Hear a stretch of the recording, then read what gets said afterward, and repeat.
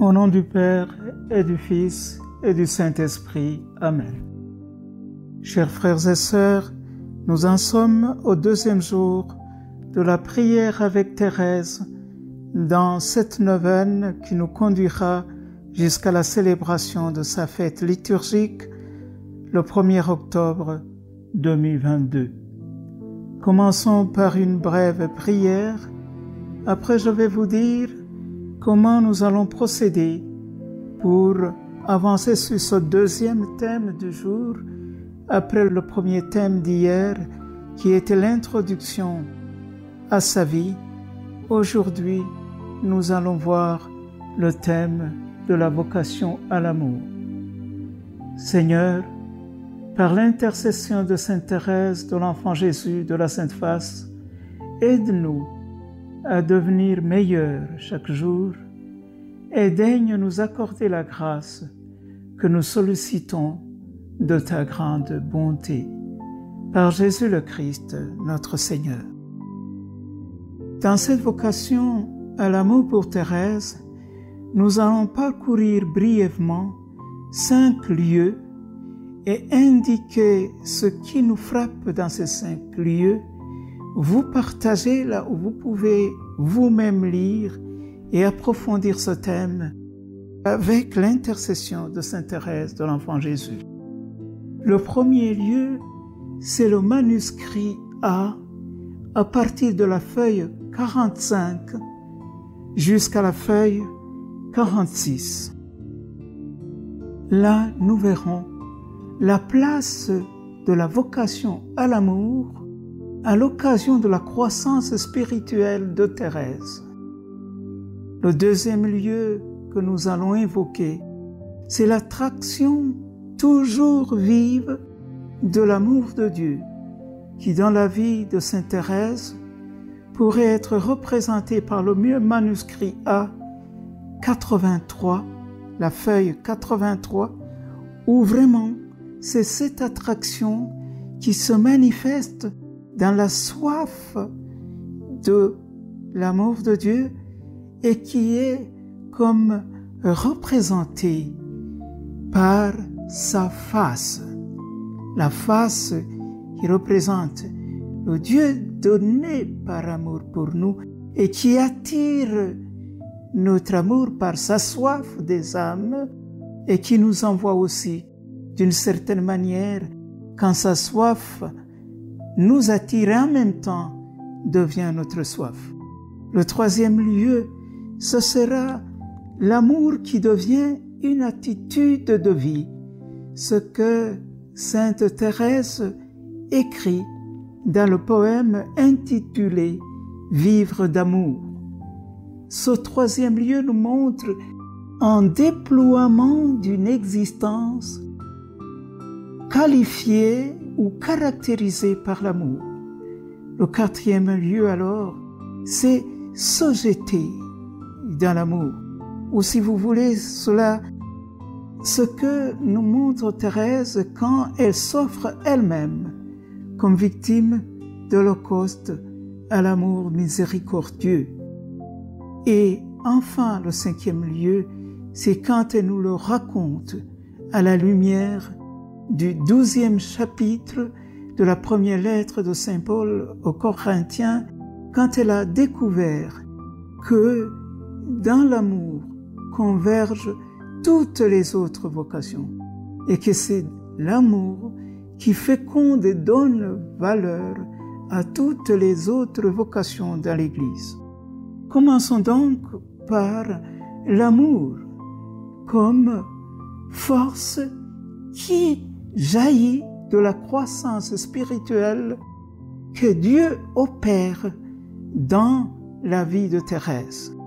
L'occasion, c'est sa croissance fulgurante dans la nuit de Noël de 1886, quand elle n'a pas encore 14 ans, et que le Seigneur l'a fait grandir en une nuit à l'occasion des cadeaux qu'elle cherchait comme tous les enfants quand on vient de la messe de minuit et que le père fatigué dit qu'il espère que c'est la dernière fois Et alors, au lieu que cela fasse pleurnicher Thérèse, comme elle en avait l'habitude, en une nuit, le Seigneur l'a fait grandir.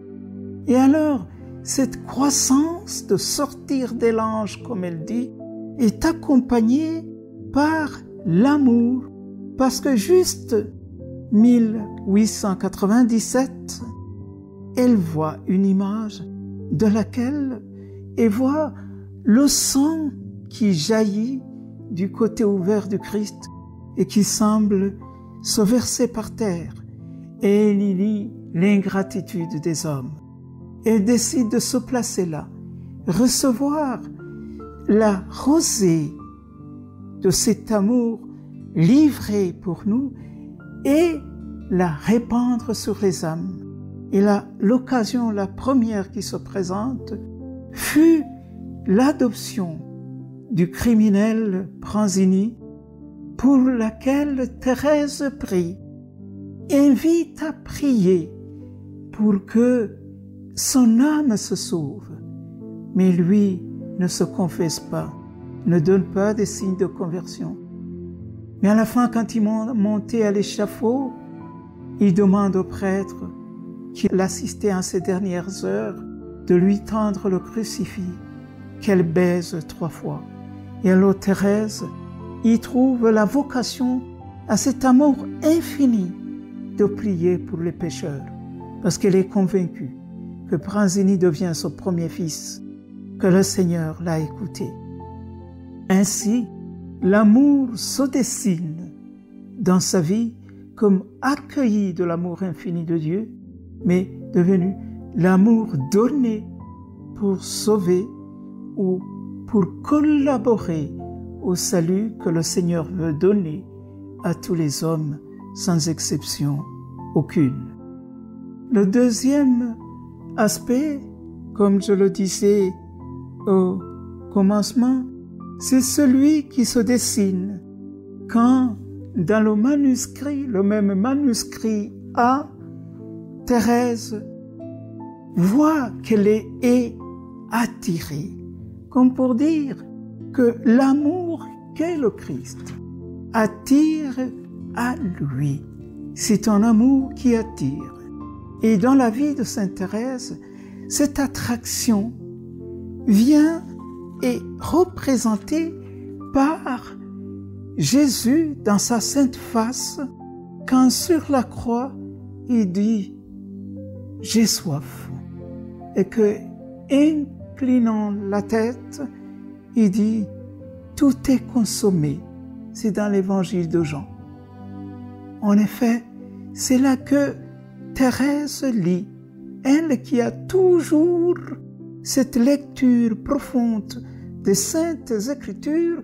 D'ailleurs, elle le dira dans le même folio B du manuscrit, que c'est l'Écriture sainte qui est venue comme instruire Thérèse. Jésus l'a instruite à travers l'Écriture sainte, et en lisant que Jésus a soif de l'âme, c'est alors Jésus qui est en lui. Ce n'est plus l'Écriture lue, c'est Jésus qui est en elle, qui l'instruit, qui la guide, inspire ce qu'elle doit dire et ce qu'elle doit faire. Alors, elle entre désormais revêtue de cet amour de Dieu manifesté en son miséricorde. Donc, elle pourra être amour parce qu'elle est chaque fois attirée par celui qui est amour, qui se donne et qui instruit en devenant plus intérieur que notre intériorité elle-même, et en faisant de son amour donné l'amour donné pour ceux qui l'attirent. Le troisième endroit, comme je le disais dans l'introduction, nous le trouvons dans cette manière dont Thérèse montre l'attitude vitale de celui qui s'est donné à l'amour. Et de nombreuses fois, elle va en montrant ce que c'est vivre d'amour. C'est dans le poème numéro 17. Et alors, on trouve tout jonché par l'explication de ce que c'est vivre d'amour. Au soir d'amour, parlant en parabole, Jésus disait, si quelqu'un veut m'aimer toute sa vie, qu'il garde ma parole. Mon Père et moi, nous viendrons, nous ferons de lui notre demeure. C'est Jean 14, 23, un verset qui est cher aussi bien à Saint Jean de la Croix qu'à Sainte Thérèse, les parents de Thérèse de Lisieux, et qu'elle dit, vivre d'amour finalement c'est cela.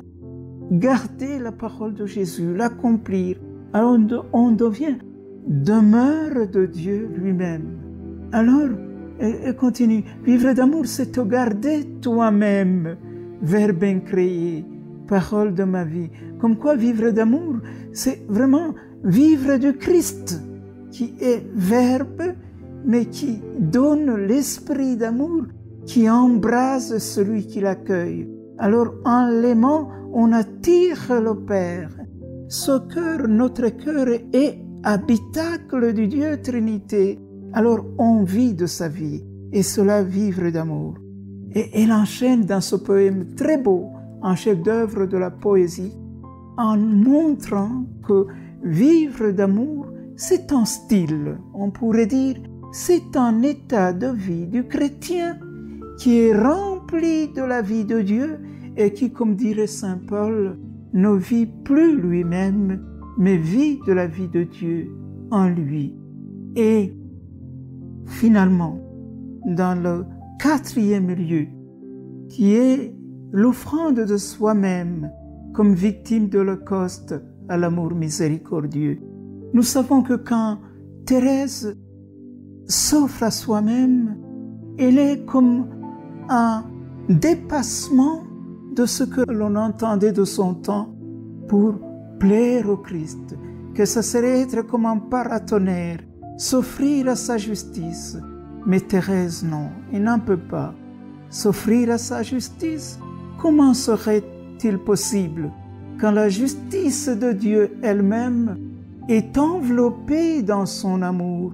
Et ici, on pourrait dire, est enveloppée dans son amour miséricordieux, parce qu'il est miséricorde, il est celui dont les entrailles frémissent, parce que c'est lui qui nous engendre chaque jour à la vie.